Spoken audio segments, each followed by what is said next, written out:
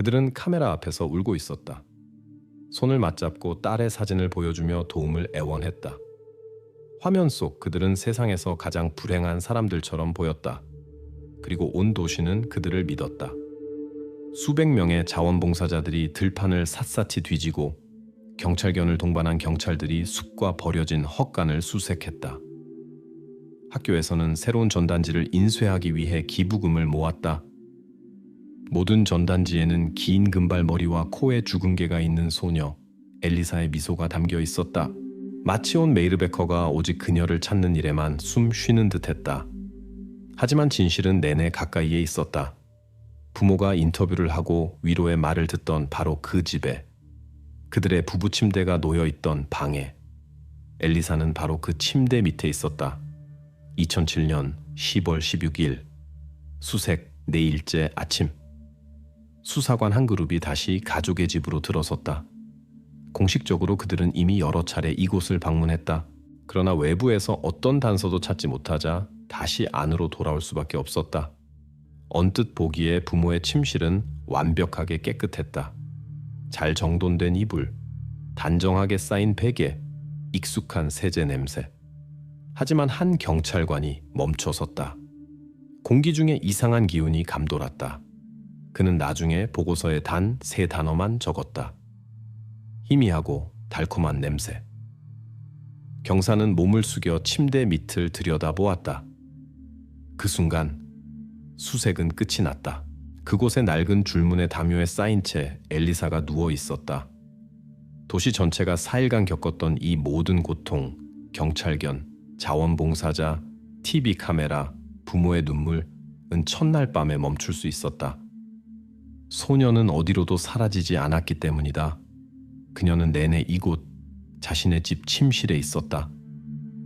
이 순간부터 실종 신고는 더 이상 존재하지 않았다. 수사관들 앞에는 새로운 사건이 놓였다. 9살 엘리사의 죽음에 대한 사건, 완벽한 가족이라는 환상을 깨고 굳게 닫힌 문 뒤에 끔찍한 비밀을 드러낼 사건이었다. 이 사건이 어떻게 일어났는지 이해하기 위해서는 4일 전으로 비극의 조짐이 전혀 없었던 그 순간으로 돌아가야 한다. 2007년 10월 12일까지 페터르스 페를린덴 가족은 작은 벨기에 도시 메이르베커의 수십 다른 가족들처럼 살고 있었다.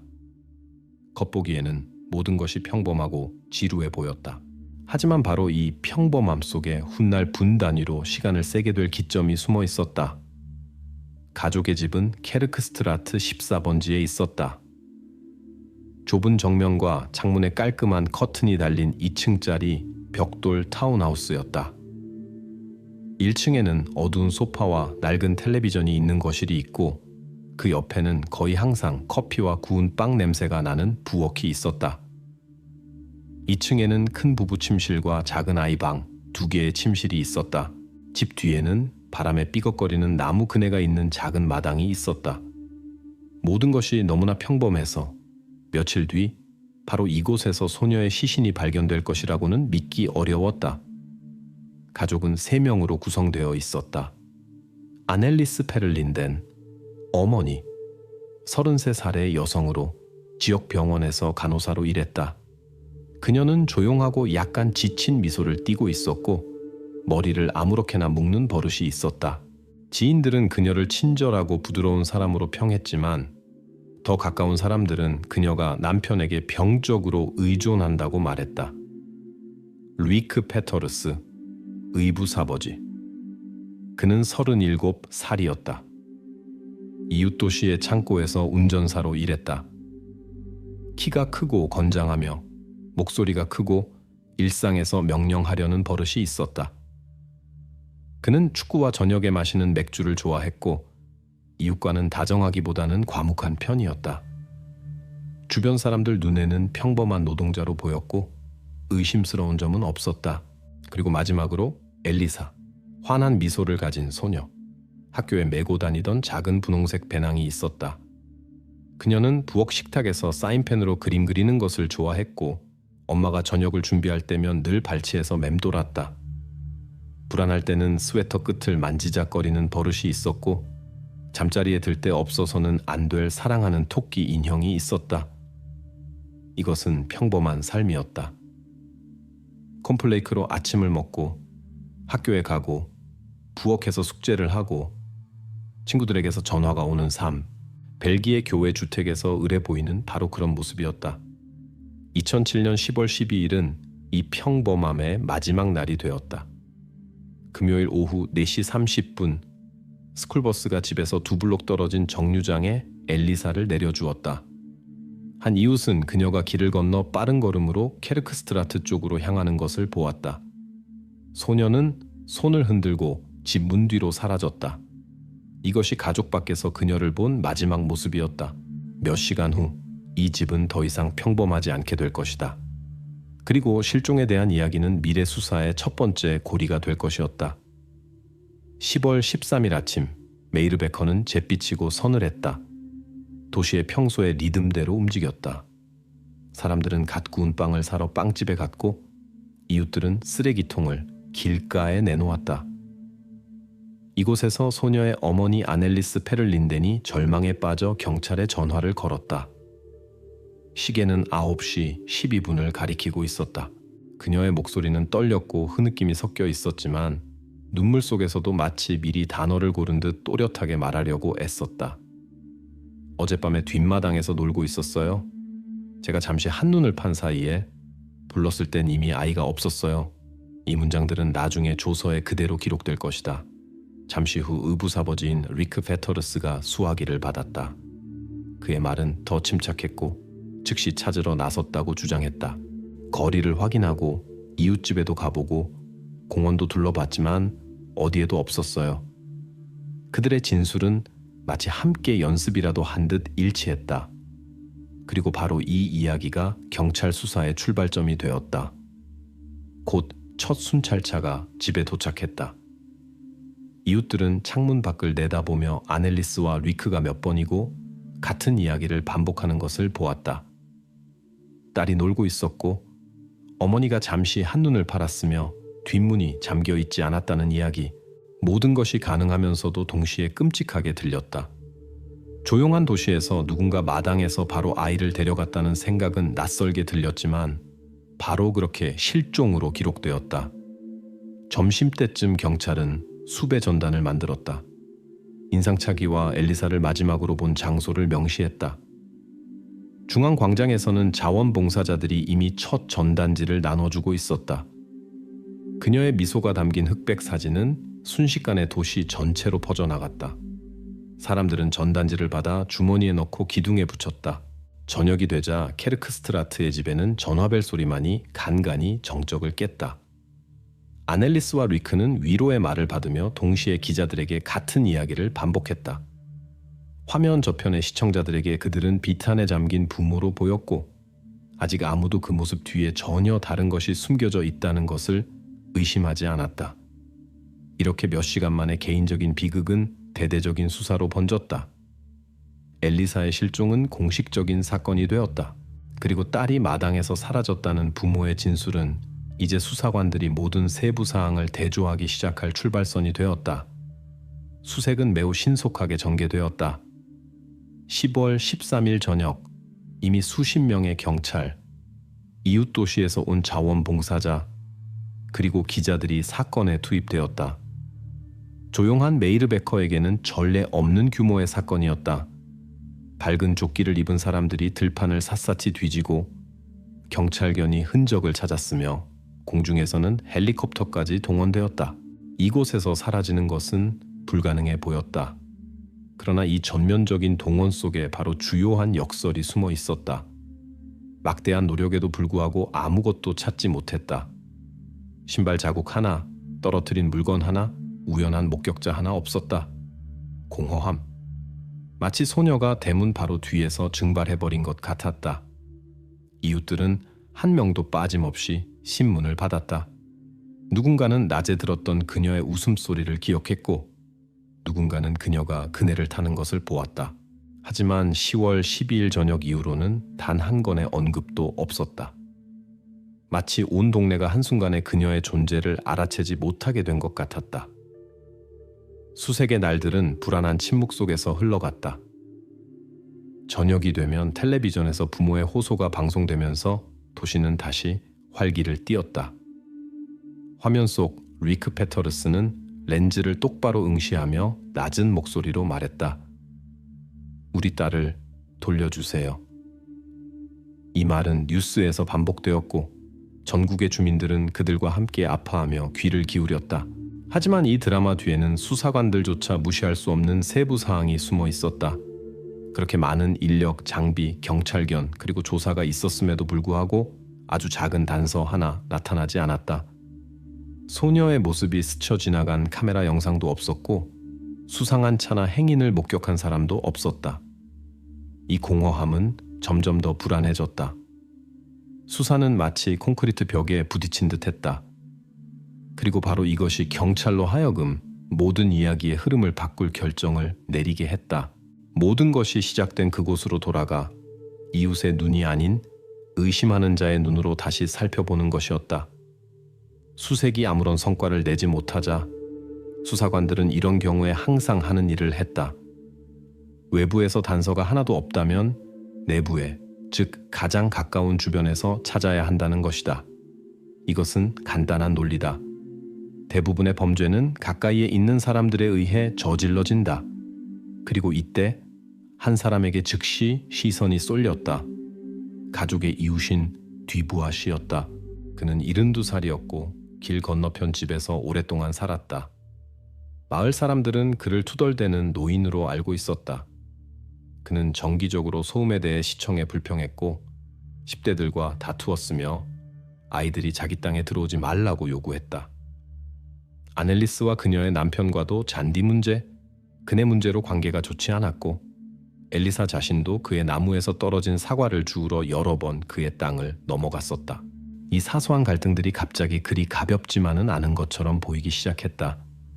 조서에는 뒤부아 씨가 가족에 대해 몇 차례 공식적으로 불평한 기록이 언급되었다. 수사관들에게 이것은 잠재적인 동기로 보였다. 그리고 그날 저녁 그의 집 문을 두드렸다. 신문은 변호사 입회에 진행되었다. 노인은 부인하지 않았다. 그렇다. 그는 이웃과 다툰 적이 있었고 소녀가 그의 화단을 뛰어다니는 것을 좋아하지 않았다. 하지만 그는 그녀의 실종과는 아무런 관련이 없다고 주장했다. 더욱이 그는 그날 저녁 어디에 있었는지에 대한 설명이 있었다. 그의 말에 따르면 그는 이웃 도시에 있는 슈퍼마켓에 갔다고 했다. 그곳에서 빵, 우유, 약 등을 샀다. 계산대에는 영수증이 남아 있었고 CCTV 카메라에는 그가 매장 안에 있는 모습이 기록되어 있었다. 경찰은 이를 확인해야 했지만 언뜻 보기에는 알리바이가 설득력 있어 보였다. 그럼에도 불구하고 서류가 확인될 때까지 뒤부아 씨는 공식적인 용의자가 되었다. 이웃들은 그의 이름을 수군거렸고 그의 사진은 뉴스에 잠시 비쳤다. 가족의 절망과 대대적인 수색을 배경으로 오랜 원한을 품은 투덜대는 이웃이라는 버전은 무시하기에는 너무나 편리해 보였다. 이렇게 수사는 첫 번째 우회로를 택하며 집에서 벗어나 외부의 갈등에 집중했다. 하지만 이 흔적은 오래가지 않을 것이다. 알리바이 확인은 곧 수사의 초점을 급히 떠났던 곳으로 되돌려 놓을 것이었다. 외부 용의자에 대한 수사가 막다른 길에 이르자 수사팀의 선택은 명백해졌다. 어떤 알리바이든 말로 증명되는 것이 아니라 화면 속 시간으로 증명된다. 누군가 멀리 있었다고 말한다면 시간, 영수증, 집까지의 경로가 모두 일치해야 한다. 이것은 간단하고 냉정한 계산이었고 그 순간 온 동네가 이미 그를 미워하는 듯 수군대던 한 이웃에게 적용되었다. 뒤부아 씨는 정확한 숫자를 제시했다. 델하이즈, 금요일, 저녁 7시경 우유와 빵을 사러 들렀습니다. 시간대는 18시 45분에서 19시 20분 사이. 바로 아넬리스의 말에 따르면 엘리사가 마당에서 놀다가 더 이상 소리가 들리지 않게 된 그 시간이었다. 즉 만약 노인이 사실을 말한다면 그는 물리적으로 그 시간에 대문 앞에 있을 수 없었다. 이제 이것은 반박할 것이 아니라 증명해야 할 문제였다. 가장 먼저 슈퍼마켓의 기록 보관소에 요청했다. 2007년 델하이즈는 이미 입구, 유제품 코너, 계산대, 카트 반납 구역에 카메라 네트워크를 갖추고 있었다. 매니저가 해당 시간대에 녹화 기록을 추출했다. 하드 드라이브가 담긴 무거운 상자들이 경찰서로 직접 옮겨졌다. 낭만은 없었다. 깜빡이는 타임코드와 프레임 단위로 느리게 재생해야 하는 영상뿐이었다. 18시 47분 입구 통로에 베이지색 외투와 부드러운 챙이 달린 어두운 모자를 쓴 남성이 나타난다. 그는 천천히 걸으며 어깨로 문을 밀고 있다. 손에는 예전에 시장에서 사곤 했던 접이식 장바구니가 들려있다. 얼굴이 몇 초간 렌즈에 잡히는데 이웃들의 사진과 비교해 볼 때 의심의 여지 없이 그였다. 다음 카메라에는 그가 작은 카트를 끌고 냉장 코너로 향하는 모습이 보인다. 화면 구석의 숫자들이 초를 센다. 18시 49분 그는 카트에 우유 1리터를 담는다. 18시 51분 갓 구웠다는 표시가 붙은 피스톨레 빵 한 덩이를 고른다. 18시 54분 위생용품 코너에서 잠시 멈춰 일회용 면도기 한 팩을 집는다. 다른 손님들이 스쳐 지나가며 생생한 배경을 만들지만 중요한 것은 그들이 아니다. 중요한 것은 그의 동선이다. 그는 단 한순간도 몇 초 이상 매장 공간에서 사라지지 않고 통로에서 통로로 이동할 뿐이다. 19시 9분 그는 파란색 번호가 붙은 계산대 앞에 서 있다. 계산원이 상품을 스캔하자 음향 기록에는 명확한 삑 소리가 녹음되고 각 품목이 화면에 확인된다. 영수증은 19시 12분에 출력된다. 가멸지에는 근무조 번호, 계산대, 직원성, 그리고 4가지 품목, 우유, 빵, 면도기, 위장약이 찍혀 있다. 옆에는 로열티 카드의 마지막 4자리 숫자가 있다. 이 서류와 모든 것이 정확히 일치했다. 출구는 19시 15분. 문 옆 카메라에는 그가 봉투를 가슴에 안고 외투를 여미는 모습이 잡힌다. 밖은 쌀쌀했다. 환상 없는 10월의 벨기에 하늘. 그는 카트 보관대를 지나 잠시 멈춰 장갑을 고쳐 낀다. 다음은 주차장. 전체 화면에 젖은 아스팔트색의 낡은 르노 승용차 타서 도로로 나가는 그의 실루엣이 보인다. 타임코드는 19시 16분 32초. 설사 그가 순식간에 집으로 돌아왔다고 상상해도 시간이 맞지 않았다. 물리적으로 불가능했다. 이 영상들은 냉정하게 검토되었다. 영수증 번호는 계산대 기록과 일치했다. 로열티 카드가 실제로 뒤부하 씨의 것인지 확인했다. 그의 이름으로 된 신청서, 동일한 생년월일, 같은 전화번호였다. 노인의 냉장고를 열어볼 필요도 없었다. 같은 바코드가 찍힌 우유와 빵 포장지가 그가 놓아둔 곳에 그대로 있었고 포장지에는 10월 12일 저녁에 포장 시간이 남아 있었다. 누군가는 사소한 것에 매달리고 싶었을 것이다. 이 30분이 그 시간대가 아닐 수도 있지 않은가? 하지만 바로 그 시간에 마지막 목격자들은 가족의 거실에서 들려오던 음악 소리와 이내 끊긴 웃음소리를 들었다. 모든 것이 일렬로 맞아떨어졌다. 부모의 진술에 따르면 엘리사가 실종된 바로 그 순간 이웃은 수십 대의 카메라 아래에서 계산을 하고 있었다. 그의 경로는 기록되었고 돈은 인출되었으며 판매원은 날씨에 대해 몇 마디 나눴기 때문에 모자 쓴 손님을 나중에 기억해냈다. 용의자 목록에서 한 사람을 지울 때면 공허한 뒷맛이 남는다. 그와 함께 간단한 해결에 대한 희망도 사라지기 때문이다. 하지만 수사팀은 감정을 허용하지 않았다. 알리바이 확인됨, 용의선상에서 제외라는 건조한 기록을 남겼다. 그날 저녁은 뒤부하의 이름이 빠진 새로운 보고서를 작성하는 데 쓰였다. 그리고 이때 수사 범위는 급격히 좁혀졌다. 외부 갈등은 더 이상 없었다. 거리에서 낯선 차는 포착되지 않았고 학교나 버스 정류장으로 가는 길에 어떤 카메라도 그녀의 실루엣을 잡지 못했다. 자원봉사 그룹은 빈손으로 돌아왔고 수색 지도는 창을 하나씩 닫아갔다. 외부의 가능성은 더 이상 남아있지 않았다. 그래서 수사팀은 다른 방식으로 접근하기로 결정했다. 외부의 움직임을 찾는 대신 내부에서부터 이야기를 다시 시작하기로 한 것이다.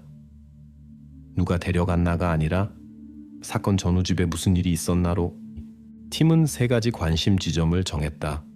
뒷마당, 지하실, 그리고 부부가 침구류를 보관하는 침실. 계획은 평범한 일상처럼 보였다. 옷장을 확인하고 서랍장을 옮기고 틈새를 재고 냄새를 확인하는 것. 하지만 바로 이 평범함이 종종 사건을 해결한다. 진실은 속임수가 아니라 사소한 디테일에 숨어 있기 때문이다. 새로운 현장 검증 날짜는 신속하게 정해졌다. 10월 16일 화요일 아침. 보도자료도 요란한 발표도 없었다. 그저 신중하게 짜인 동선과 집의 각 층에서 수행할 작업 목록뿐이었다. 그때쯤 도시는 불확실성에 지쳤고 부모는 가장 소중한 것을 잃은 가족의 역할을 계속하고 있었다. 수사관들은 기대 없이 그곳으로 향했지만 이전에 놓쳤을지 모를 어떤 사소한 것이라도 기록할 준비가 되어 있었다. 이렇게 이웃에 대한 수사서는 공식적으로 종결되었다. 그리고 그것이 남긴 공백은 수사를 처음에는 아무도 보고 싶어 하지 않았던 곳으로 밀어냈다. 내부로. 모든 것이 깔끔하고 평온해 보였던 방들로. 이제 이 벽 안에서의 모든 걸음, 모든 숨결이 중요해질 것이다. 다음 발견물은 이미 아주 가까이에 누군가 인정할 준비가 된 것보다 훨씬 더 가까이에 숨겨져 있기 때문이다. 출발 전 팀장은 일회용 장갑과 종이 덧신을 나눠주었다. 집을 외부의 흔적으로 오염시켜서는 안 되기 때문이다. 수첩에는 간단한 것들을 기록했다. 방의 온도, 어떤 창문이 열려 있는지, 부엌에서 무슨 냄새가 나는지. 사진 촬영용자와 손전등은 가방 맨 위에 두었고 그 옆에는 가구 밑을 들여다보기 편한 긴 손잡이가 달린 작은 톱니 모양 거울을 두었다. 초기 냄새 패턴을 흐트러뜨리지 않기 위해 경찰견도 바로 투입하지 않기로 했다. 모든 것은 조용하고 거의 일상적인 검증으로 시작되어야 했다. 거짓말이 보통 걸려 넘어지는 바로 그 지점, 즉 동기화할 수 없는 사소한 디테일에서부터 말이다. 이 단계부터 수사의 2번째 접근이 시작될 것이며 이는 더 이상 외면할 수 없는 발견으로 그들을 이끌 것이다. 이웃에 대한 수사선이 무너지자 모든 관심은 불가피하게 가족 내부로 옮겨갔다. 이제 아넬리스와 루이크의 모든 몸짓, 모든 말은 다르게 들리기 시작했다. 이전에는 슬픔을 보았던 곳에서 이제는 이상함을 감지하기 시작했다. 부모는 마치 아무 일도 없었다는 듯이 집에서 수색대를 맞이했다. 자원봉사자들의 보고서에 따르면 아넬리스는 딸이 실종된 상태임에도 불구하고 직접 커피와 쿠키를 권하고 앉으라고 했다. 배려심으로 보일 수도 있지만 실종이라는 상황에서는 거의 부자연스러워 보였다. 대부분의 어머니들은 그런 순간에 손을 떨고 말을 더듬지만 이곳에서는 모든 것이 너무나 침착했다. 경찰의 질문에 그들은 똑같이 대답했다. 짧고 절제되고 세부사항 없이. 마치 같은 대본을 반복하는 것 같았다. 아이가 놀고 있었어요. 제가 나왔을 땐 이미 없었어요. 찾아봤지만 아무것도 없었어요. 감정적인 붕괴 없이 같은 문장들이 계속해서 반복되었다. 바로 이 행동 때문에 심리학자가 투입되었다. 그의 결론은 사건 파일에 남아있다. 표현되는 감정은 자발적이기보다는 학습된 성격을 띈다. 즉, 슬픔이 마치 리허설을 거친 것처럼 보였다. 루이크는 특히 두드러졌다. 그는 카메라 앞에서 우리 딸을 돌려주세요 라고 단호하게 말했지만 렌즈 밖에서는 말이 없고 초연한 모습이 목격되었다. 마치 역할을 다하고 다시 자신 속으로 빠져든 것 같았다. 이웃들은 그가 거리 수색에 거의 참여하지 않고 집 근처에 머물며 문가에서 담배를 피우고 대화를 피했다고 지적했다. 물론 이 모든 것이 직접적인 증거는 아니었다. 사람들은 슬픔을 각기 다른 방식으로 겪으며 어떤 전문가도 이래서는 안 된다고 말할 수는 없었다. 하지만 바로 이런 사소한 점들이 수사관들의 태도를 바꾸게 했다. 이전에는 집을 형식적으로 검사했다면 이제는 세부 사항에 특별한 주의를 기울여 재수색을 계획했다. 그리고 바로 다음 날 이 결심은 행복한 결말에 대한 희망에 마침표를 찍을 발견으로 그들을 이끌 것이다. 10월 16일 아침은 이전 사흘과 마찬가지로 시작되었다. 도시에서는 수색이 계속되었고 자원봉사자들은 새로운 전단지를 붙였으며 방송에서는 거듭된 호소가 흘러나왔다. 그러나 수사팀에게 이날은 다른 날이 되어야 했다. 아침 9시 그들은 피해자 가족에 대한 예의를 차리지 않고 수색을 진행하기로 결심하고 집으로 돌아왔다. 바로 여기서 전환점이 시작된다. 피터스 경관이 부모의 침실에 들어섰을 때 그가 주목한 것은 가구나 정돈 상태가 아니라 냄새였다. 처음에는 거의 감지할 수 없을 정도로 공기 중에 희미하게 퍼져 있었다. 하지만 침대 쪽으로 다가가자 냄새는 더욱 강해졌다. 그는 나중에 보고서에 짧게 기록했다. 냄새는 침대 머리맡과 방 아래쪽으로 갈수록 강해졌다. 보통 사람이라면 퀴퀴한 냄새나 축축한 침구 탓으로 돌렸을지 모른다. 하지만 경험은 다른 것을 말해주고 있었다. 그는 손전등을 꺼내 몸을 숙여 가구 밑을 비추기 시작했다. 먼지, 종이 조각, 낡은 슬리퍼 한 짝, 그리고 천에 쌓인 어두운 실루엣. 담요는 낡았고 노란색과 회색의 줄무늬가 발에 있었다. 뭉쳐 있었지만 그 형태는 모든 것을 말해주고 있었다. 수사관의 심장은 그의 말에 따르면 바람직하지 않을 정도로 세게 뛰었다. 그는 동료를 불렀고 둘이 함께 조심스럽게 꾸러미를 가까이 끌어당겼다. 그 순간 집안은 정적에 휩싸였다. 부엌에 있던 사람들조차 경찰관들의 목소리 톤 변화를 감지하고 말을 멈췄다. 천을 펼쳤을 때 모든 것이 명확해졌다. 그곳에는 엘리사가 있었다. 수사팀에게는 충격이었지만 규정은 행동을 요구했다. 팀장은 즉시 아넬리스와 리크의 체포를 명령했다. 그들에게는 말을 나눌 시간조차 주어지지 않았다. 수갑은 거실에서 바로 채워졌다. 집은 봉쇄되었고 문 앞에는 지원 차량이 도착했다. 거리에는 무슨 일이 일어나고 있는지 모르는 이웃들이 모여들기 시작했다. 불과 1시간 전에 커피를 마시러 이곳에 들렀던 자원봉사자들은 망견자실한 채 서 있었다. 비탄에 잠긴 부모의 역할에서 아넬리스와 리크는 순식간에 주요 용의자로 변하며 모든 것이 눈앞에서 무너져 내렸다. 이 순간부터 수색 캠페인은 끝났다. 이 벽 안에서 무슨 일이 일어났는지에 대한 조사가 시작되었다. 그리고 새롭게 밝혀지는 사실들은 비극이 외부가 아닌 가족 내부에서 시작되었음을 점점 더 명확하게 보여줄 것이다. 엘리사의 시신이 담긴 꾸러미가 부검실로 옮겨지자 감정적인 이야기는 건조하고 냉정한 사실로 변했다. 이제 모든 것은 전문가들의 손에 달려 있었다. 바로 그들이 소녀에게 실제로 무슨 일이 일어났는지에 대한 핵심적인 질문에 답해야 했다. 첫 번째 검신은 신속하게 이루어졌다. 이미 조서에는 몸에 폭행의 흔적이 없다고 발표되었다. 멍, 골절, 납치나 공격과 연관 지을 수 있는 특징적인 상처가 없었다. 이것은 부모가 며칠 동안 유지해 온 그림을 즉시 무너뜨렸다. 다음으로 전문가들은 다른 점에 주목했다. 피부는 대리석 같은 색조를 띠었고 내부 장기는 저천증에서 전형적으로 나타나는 변화를 보였다.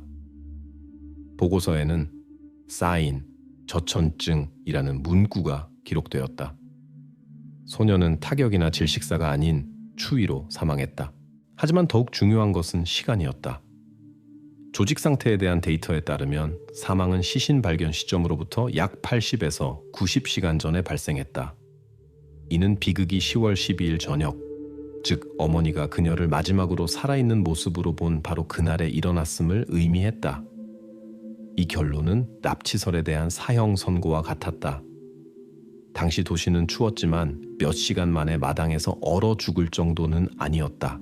부검 결과 이는 움직임이 없는 밀폐된 공간에서 온도가 장시간 낮게 유지된 곳에서 발생했음이 밝혀졌다. 이렇게 더 이상 무시할 수 없는 역설이 생겨났다.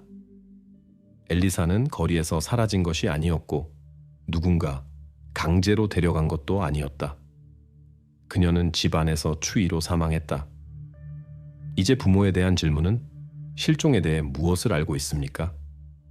가 아니라 어떻게 당신들의 딸이 당신들의 지붕 아래에서 얼어 죽을 수 있었는가? 로 바뀌었다. 바로 이 순간부터 아넬리스와 리크에 대한 신문이 모든 이야기의 열쇠가 된다. 부검 결과는 냉정한 충격처럼 다가왔다. 엘리사는 추위로 그리고 집 안에서 사망했다. 아넬리스와 리크에게 이것은 그들의 실종 이야기가 눈앞에서 무너지고 있음을 의미했다. 하지만 체포 후 첫 몇 시간 동안 그들은 발견된 시신을 어떻게든 설명할 수 있는 다른 버전에 매달리려 했다. 신문에서 그들의 대답은 마치 미리 약속이라도 한 듯 일치했다. 아넬리스는 반복해서 말했다. 누군가 우리 집에 침입했음에 틀림없어요. 저는 아무것도 듣지도 보지도 못했어요. 리크는 덧붙였다. 우리가 그녀를 숨긴 게 아니에요. 불가능해요. 우리가 없는 동안 누군가 그녀를 거기에 두었어요. 그들은 미지의 가해자라는 이미지를 마지막 지푸라기처럼 계속해서 붙잡았다. 수사관들은 모든 세부 사항을 기록했다. 그들의 눈에 이런 방언은 절박해 보였다. 경찰에게 처음 문을 열어준 것도 부모였고 외부 침입을 가장 먼저 알아차렸어야 할 사람도 그들이었다. 하지만 그들의 말이나 몸짓에는 설득력이 없었다. 모든 것이 그저 무언가라도 꾸며내려는 공황적인 시도에 가까웠다. 한편 범죄 과학수사팀은 자신들의 일을 했다. 그들은 창문을 검사하고 자물쇠를 확인했으며 문틀에서 흔적을 채취했다. 결론은 건조하게 기록되었다. 강제 침입 흔적 없음, 그리고 앞으로 그들을 기다리는 것은 더 이상 상투적인 말로는 통하지 않는 긴 시간의 신문이었다. 수사관들이 원하는 것은 진실, 오직 진실뿐이었다. 침입설이 완전히 무너지자 수사팀은 해답을 가족 내부에서 찾아야 한다는데 의심의 여지가 없었다. 그러나 이를 위해서는 리크 페터르스가 일상에서 마주친 사람들이 알던 헌신적인 의부사버지 역할 밖에서는 어떤 사람이었는지 이해해야 했다. 텔레비전 화면 속 그는 절제되고 자신감 있어 보였다. 그의 말은 우리는 가장 소중한 것을 잃었습니다. 우리 딸을 돌려주세요. 처럼 미리 준비된 듯 했다. 하지만 카메라 밖에서는 그림이 달랐다. 수사관들은 그의 과거 조각들을 모으기 시작했고 점차 그 조각들로부터 불안한 초상이 그려졌다. 첫 번째 단계는 학교였다. 엘리사의 담임 선생님은 한 에피소드를 기억했다. 어느 날 소녀가 팔뚝에 눈에 띄는 멍을 가지고 등교했다. 어디서 다쳤냐는 질문에 엘리사는 조용히 그네에서 떨어졌어요 라고 대답했다. 그녀는 시선을 피하며 마치 대화를 계속하기 두려워하는 듯했다. 선생님은 아이들이 자주 넘어지기 때문에 당시에는 문제 삼지 않기로 했다. 하지만 이제는 다르게 보였다. 그녀는 조서에서 그녀의 말은 부자연스러웠어요. 처음으로 그녀에게서 두려움을 받습니다 라고 자백했다. 다음은 아넬리스의 친구 차례였다. 그녀는 오랫동안 망설였지만 결국 리크의 다혈질적인 성격에 대해 이야기했다. 그는 사소한 일에도 폭발할 수 있었다. 한 번은 그녀 앞에서 저녁 식사 도중 접시를 집어 벽에 던져 깨뜨렸다. 파편이 바닥에 흩어졌고 아넬리스는 마치 일상적인 일인 양 조용히 그것들을 치웠다. 친구는 덧붙였다. 그녀가 그의 폭발에 익숙해졌다는 것을 알았어요. 그녀는 항상 그를 변호했어요. 항상. 이웃들도 증언했다. 한 남성은 리크가 종종 마당에서 담배를 피우며 짜증스럽게 담배꽁초를 울타리 너머로 던졌고 그곳에 아이들이 놀고 있을 수 있다는 사실에 신경 쓰지 않았다고 말했다. 다른 이웃은 저녁에 들려오는 고함 소리를 기억했다. 단어는 알아들을 수 없었지만 억양은 무겁고 날카로웠다. 한 번은 무언가 무거운 것이 바닥에 떨어지는 듯한 큰 소리를 들었다. 또 사우나보다 생각했어요. 하지만 끼어들지 않기로 했죠라고 그녀는 말했다. 창고의 동료들도 자신들의 관찰을 더했다. 리크는 좋은 운전사였지만 그의 성격은 모두가 알고 있었다. 한 번은 트럭 문을 너무 세게 닫아 거울이 깨졌다. 또 다른 때는 서류를 잘못 정리한 수습사원에게 소리를 질렀다. 동료의 말에 따르면 그는 평소에는 괜찮았지만 뭔가 잘못되면 바로 폭발했다. 이런 장면들이 범죄는 아니었지만 그의 기질에 대해 말해주고 있었다. 심지어 가족조차도 리크가 항상 어려운 사람이었다고 확인했다. 그의 여동생은 그가 10대 시절 축구 때문에 싸우다가 동급생을 심하게 때려 봉합수술을 받아야 했던 일을 기억했다. 그 사건은 당시 무마되었다. 나중에 20살 때 그에게는 첫 사실혼 관계의 아내가 있었다. 그들의 관계는 금방 끝났고 지인들에 따르면 그 원인은 바로 리크의 성격이었다. 그는 너무 빨리 끌어올랐어요. 그녀가 견디지 못했죠. 이 증언들은 증거라고 할 수는 없었다. 엘리사의 의료 기록에는 심각한 부상의 흔적이 없었고 경찰이 그들의 집에 출동한 적도 없었으며 공식적인 불만 신고도 없었다. 하지만 사소한 것들이 모여 다혈질이고 자제력이 없는 사람의 이미지를 형성했다. 그리고 수사관들은 바로 이 이미지를 압박의 도구로 사용하기 시작했다. 신문에서 질문은 날카롭게 이어졌다. 왜 이웃들은 고함 소리를 들었습니까? 왜 선생님은 멍을 보았습니까? 왜 당신의 아내는 다툼에 대해 이야기할 때 침묵합니까? 리크는 대답을 피하기가 점점 더 어려워졌다. 각 이야기는 개별적으로 설명할 수 있었지만 함께 모이면 불안한 그림을 그렸다. 아넬리스에게 이 상황은 고통스러웠다. 그녀는 옆에 앉아 수사팀이 남편의 방어적인 외피를 한 걸음씩 무너뜨리는 것을 들었다. 그녀는 진실이 곧 드러날 것이고 자신의 침묵이 자신을 더욱 공범으로 만들고 있다는 것을 이해했다. 수사관들의 눈앞에서 부부 사이의 긴장이 고조되고 있으며 이것이 결정적인 순간으로 이어질 수 있음이 분명해졌다. 이렇게 수사는 점차 불필요한 가설들을 버리고 본질에 가까워졌다. 아직 직접적인 증거는 없었지만 경찰의 손에는 자신을 통제하지 못하는 남자의 초상이 있었다.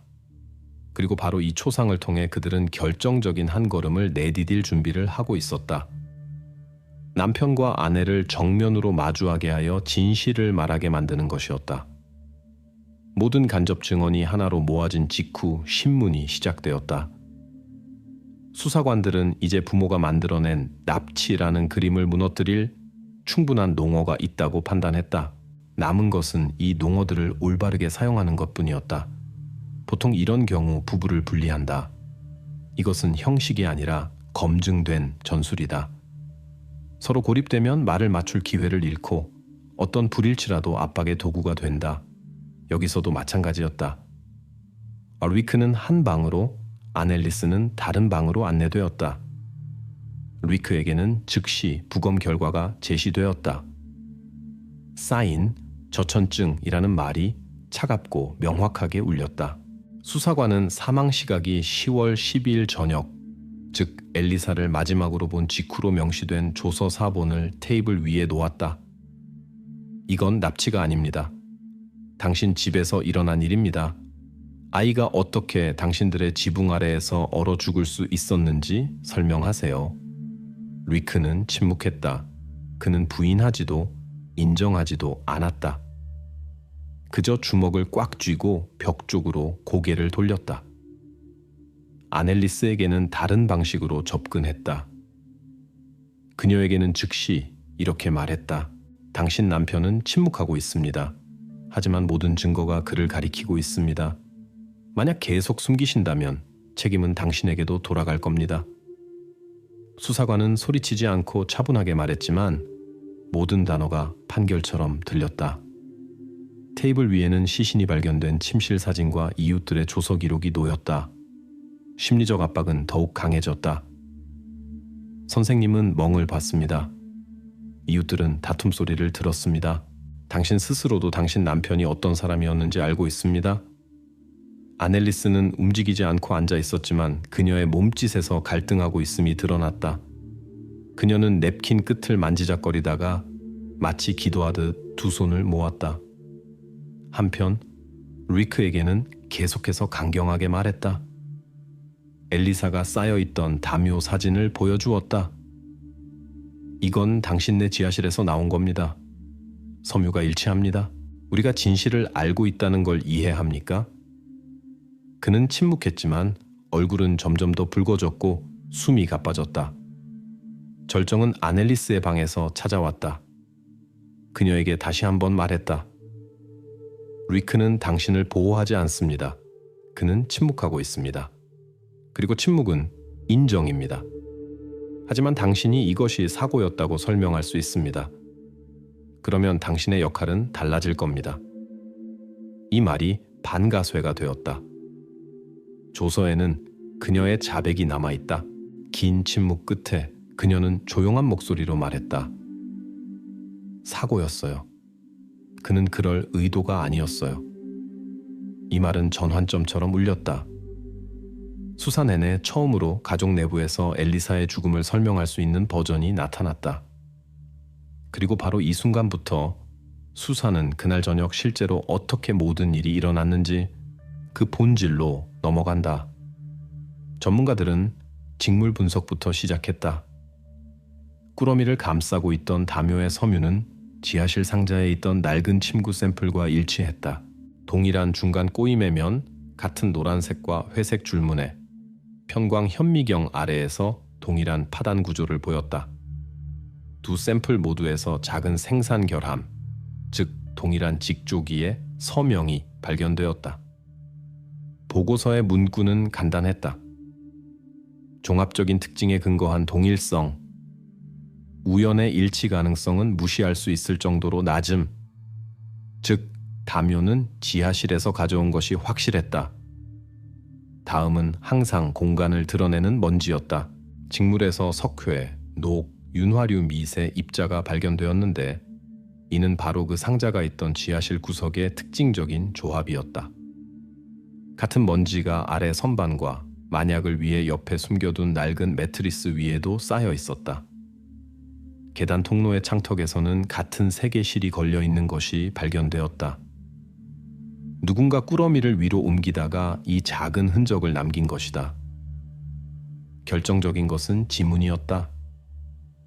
지하실 문 안쪽, 아이의 손높이에서 엘리사의 선명한 지문 여러 개가 발견되었다. 마치 그녀가 손잡이를 잡고 나가려고 했던 것처럼 문 쪽으로 뻗어 있었다. 그녀의 기준 지문 카드와 대조한 결과 완전히 일치했다. 그보다 약간 위에는 성인 남성의 넓은 손바닥 자국이 있었다. 유두선 패턴과 주름 위치로 리크의 것으로 확인되었다. 이 흔적들은 다툼이 아닌 성인이 안에서 문을 닫는 평범한 행동을 보여주었다. 온도 기록은 상황을 더욱 명확히 했다. 문이 닫힌 그런 지하실에서는 온도가 실내보다 낮게 유지되고 습도가 높으며 천은 빠르게 빠져나간다. 가벼운 옷을 입고 움직이지 않으면 주거 공간보다 훨씬 빨리 저천증이 온다. 이는 법의학자들의 사인 및 추정 사망 시각 10월 12일 저녁과 일치했다. 모든 데이터는 부부에게 각각 제시되었다. 아넬리스 앞에는 문에 남은 지문 사진, 창턱에 걸린 실의 확대 사진, 섬유 분석표가 놓였다. 그녀는 오랫동안 침묵하다가 두 손으로 얼굴을 가렸다. 아위크에게는 같은 자료들을 항목별로 보여주었다. 직물은 그의 집에서, 먼지는 그들의 지하실에서, 지문은 아이의 지문 옆에 찍힌 그의 손바닥 자국이었다. 그는 사진들을 밀쳐냈지만 사실 관계에 대해서는 반박할 수 없었다. 이 순간부터 침입 가설은 가정 수준에서조차 존재하지 않게 되었다. 물리적 증거들은 지하실과 침실을 직선으로 연결했다. 담요는 아래에서 가져왔고 꾸러미는 위로 옮겨졌으며 모든 단계에 흔적이 남았다.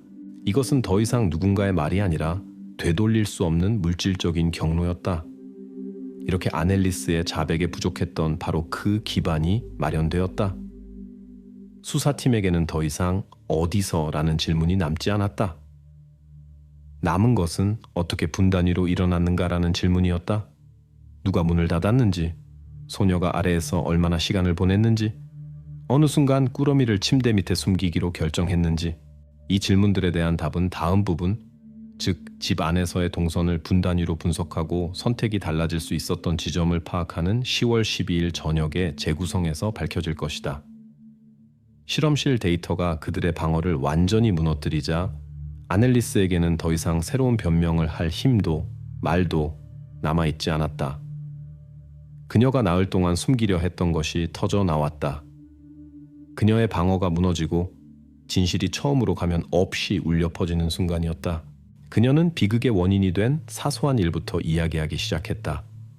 10월 12일 저녁, 엘리사는 거실에서 놀다가 실수로 선반을 건드렸다. 그 위에서 결혼 선물로 받은 비싼 꽃병이 떨어졌다. 파편이 바닥에 흩어졌다. 그녀의 말에 따르면 리크는 즉시 폭발했다.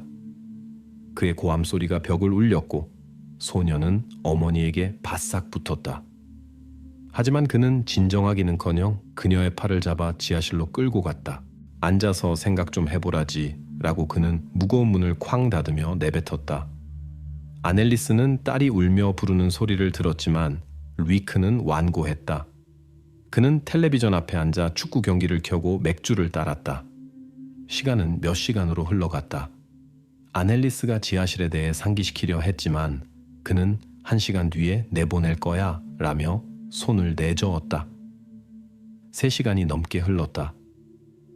리크가 마침내 내려가 문을 열었을 때 지하실은 이미 고요했다. 엘리사는 바닥에 차갑고 움직이지 않는 채로 누워 있었다. 두 사람은 즉시 공황에 빠졌다. 아넬리스는 구급차를 부르자고 애원했지만 리크는 모든 것이 끝났고 이제 그들의 삶은 파괴되었다고 말했다. 그는 이것을 납치 사건으로 위장해야 한다고 주장했다. 밤에 그들은 시신을 위층으로 옮겼다. 지하실에서 가져온 낡은 담요에 싸서 부부 침대 밑에 숨겼다. 아침이 되자 아넬리스는 경찰에 전화를 걸어 외웠던 말을 내뱉었다. 아이가 마당에서 놀고 있었어요. 제가 한눈을 판 사이에 이미 없었어요. 이렇게 나흘 동안 유지되었던 납치라는 전설이 탄생했다. 이제 그녀의 자백은 실제로 일어났던 일을 드러내고 있었다. 수사관들은 모든 세부 사항을 기록했다. 남은 마지막 과제는 그녀의 말을 확인하고 증거와 대조하는 것이었다.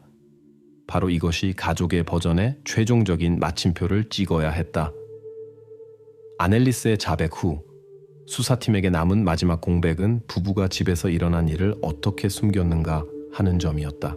사고라는 이야기는 원인을 설명했지만 그 끔찍한 세부 사항들을 모두 보여주지는 못했다. 그리고 바로 그 세부 사항들이 그림을 완성하는 데 필요했다. 10월 13일 밤. 집안은 조용하고 거실에서는 텔레비전 소리만 여전히 웅웅거린다. 리크와 아넬리스는 지하실로 내려간다. 그는 낡은 줄무늬 담요를 들고 그녀는 손전등을 들고 있다. 아래 바닥에는 그들의 딸이 누워있다. 공황 상태에서 그들은 신속하게 움직인다. 시신을 천으로 감싸고 아무것도 보이지 않도록 매듭을 꽉 조인다. 아무 말 없이 오직 빠른 움직임과 거친 숨소리, 콘크리트 계단을 울리는 발소리뿐이다. 그들은 꾸러미를 위층으로 올린다. 집은 어둡고 이웃들은 잠들어 있다. 계단 통로에서 실이 걸리고 먼지가 떨어진다. 훗날 전문가들이 이것을 찾아내 핵심 증거로 지목할 것이다. 하지만 그 순간 그들은 오직 숨기는 것만 생각한다. 침실 문이 살짝 열려 있고 그들은 그곳으로 들어간다. 마치 가장 끔찍한 비밀을 그곳에 둘 수 있다는 듯이. 담요는 침대 밑에 숨겨진다. 보통 상자나 낡은 신발을 밀어넣는 낮은 틈이 꾸러미를 위한 장소가 된다. 모든 것이 숨겨졌다. 그들은 같은 침대에 눕고 밤은 계속된다. 아침. 아넬리스는 경찰에 전화를 건다. 목소리는 떨리지만 말은 외웠다. 아이가 마당에서 놀고 있었어요. 제가 한눈을 판 사이에 이미 없었어요. 리크는 옆에서 고개를 끄덕이며 이웃들에게 이야기를 반복한다. 수색이 시작된다. 그 순간 집에는 더 이상 소녀가 없지만 침실에는 그들의 베개에서 1미터도 안 되는 거리에 담요가 내내 놓여 있다. 날들은 똑같이 흘러갔다. 낮에는 수색, 밤에는 침실의 침묵. 그들은 부엌에서 커피를 마시고 자원봉사자들을 들여보내고 기자들을 맞이하며 사진을 보여준다. 그리고 밤에는 침실로 돌아와 꾸러미가 숨겨진 바로 그곳에서 잠이 든다. 대중 앞에서 내딛는 모든 걸음, 모든 말은 가면이다. 수사팀은 이 메커니즘을 거의 분 단위로 복원했다. 밤에는 이동, 아침에는 전화, 낮에는 수색, 저녁에는 슬픔의 연기. 이제 수사팀은 원인과 동기뿐만 아니라 비극이 어떻게 연극으로 변해갔는지에 대한 완전한 재구성을 갖게 되었다. 수사가 끝나자 이야기는 마침표를 찍는 곳, 즉 법정으로 옮겨졌다. 한때 가족을 이루었던 두 사람이 이제는 세간의 이목을 끄는 사건의 피고인으로 나란히 앉아 있었다. 판사가 페이지를 넘기는 소리가 들릴 정도로 정적이 흘렀다. 모두가 비극을 법의 언어로 옮길 마지막 말을 기다리고 있었다. 검사가 일어나 죄명을 낭독했다. 리크 페터르스는 사망을 초래한 위험 상태 방치라는 가중 처벌 사유가 붙은 과실치사 혐의로 기소되었다. 아넬리스 페를린데는 범죄 은닉 및 경찰 수사 방해 혐의로 유죄가 인정되었다. 검사는 건조한 목소리로 말했지만 모든 단어가 돌에 새겨진 듯 무겁게 울렸다. 다음은 변호인들의 차례였다. 알 위크는 고개를 숙인 채 앉아 있었고 그의 변호인은 일어난 일을 치명적인 실수이자 감정 폭발이라고 부르며 죄를 경감시키려 했다. 아넬리스는 조용히 있었고 그녀의 변호인은 그녀가 남편의 압박과 모든 것을 잃을 것이라는 두려움 속에서 행동했다고 주장했다. 하지만 수사 과정에서 수집된 증거들은 이미 어떤 말보다도 더 큰 소리로 말하고 있었다. 판사가 일어서자 법정은 숨을 죽였다. 판결은 짧고 단호하게 선고되었다. 판결 후에도 사건은 도시의 기억에서 사라지지 않았다. 사라질 수 없었다. 너무나 많은 것이 사람들을 이 집 그리고 이 가족과 연결하고 있었기 때문이다. 하지만 이야기는 법정 기록을 넘어 이제는 상처로서 계속 살아갔다. 리크 페터르스는 중범죄 교도소로 이송되었다. 첫 몇 년간 그는 판결에 항소하려 했지만 실패했다. 그는 현재도 수감 중이며 앞으로도 오랜 세월을 보내야 한다. 마을에서는 더 이상 그의 이름을 입에 올리지 않는다. 이웃들은 그 사람이라고 부르거나 그냥 침묵하는 것을 선호한다. 아넬리스 페를린데는 집행유예 기간이 끝난 후 성을 바꿨다. 그녀는 메이르베커를 떠나 다른 지역의 친척에게로 이사했다. 지금 그녀가 어떻게 살고 있는지는 아무도 정확히 모른다. 그녀를 기억하는 사람들은 늘 시선을 내리깔고 다니는 망가진 여성으로 묘사한다. 모든 일이 일어났던 집은 오랫동안 비어 있었다. 몇 년이 지나서야 팔렸다. 새로운 주인은 대대적인 리모델링을 했다. 침실을 개조하고 계단을 교체했으며 지하실은 완전히 콘크리트로 메워버렸다. 이웃들에게 이것은 과거를 어떻게든 묻어버릴 수 있다는 상징이 되었다. 하지만 그들은 여전히 시선을 오래 두지 않고 조용히 그 집을 지나쳐 간다. 그럼에도 불구하고 한 가지 사실은 여전히 사건의 그림자로 남아있다. 엘리사가 사망하기 전 지하실에서 정확히 얼마나 시간을 보냈는지는 아무도 끝내 밝혀내지 못했다. 어떤 증언에 따르면 몇 시간이었고 다른 증언에 따르면 거의 하루 종일이었다. 부모의 진술 사이의 불일치는 결코 해소되지 않았다. 부검은 대략적인 시간 범위만 설정했을 뿐 정확한 시간은 진실의 영역밖에 남았다. 그렇게 이 이야기는 살아간다. 판결과 함께, 처벌과 함께, 파괴된 집과 함께, 그리고 답 없는 질문 하나와 함께 최종적인 마침표를 찍지 못하게 하고 이 이야기를 더욱 끔찍하게 만드는 바로 그 질문과 함께 Cette peur était propre à une personnalité narcissique qui ne pouvait pas se permettre de perdre le contrôle. Et Olivia, en tant que personnalité brillante avec ses propres ambitions, est devenue une menace pour ce système fragile.